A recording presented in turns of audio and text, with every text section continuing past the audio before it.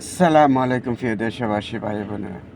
এই বেনজির আহমেদ বলেছিল আর 8 বছর আগে যদি বিএনপি সামনের বছর ক্ষমতা আসে তাহলে আমি আওয়ামী লীগ থেকে এমপি নির্বাচন করব।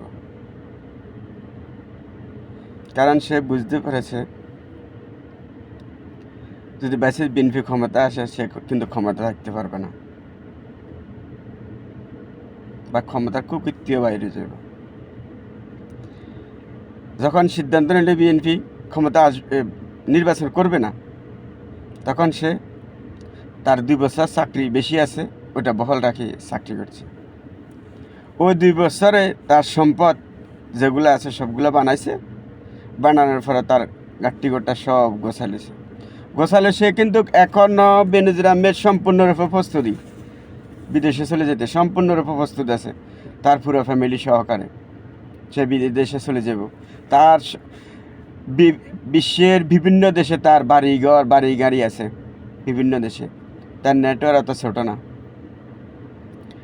কিন্তু যদি বর্তমান স্বরাষ্ট্রমন্ত্রী তার বিরুদ্ধে অ্যালার্ট জারি না করে তাহলে কিন্তু ভবিষ্যতে আরও এরকম অনেক লোক বেপরোয়া যাবে বাংলাদেশে ধ্বংস করার এরকম বহুত লোক বেপরোয়া হয়ে যাবে। তো আমি চাই না একজন বেনজির আহমেদুল্লাহ বাংলাদেশের বামপন্থী নষ্ট হোক। বেনজির আহমেদরে গ্রেপ্তার করা হোক অতিবিলম্বে, তারপরে তার বিচারের মুখোমুখি করা হোক।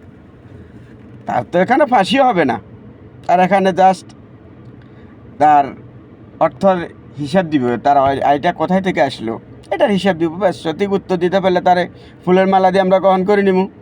আর যদি সঠিক উত্তর না দিতে পারে কোন খাতে গিয়ে টাকা উপার্জন করছে ওই খাতে ব্যয় করে দিব, ব্যাস।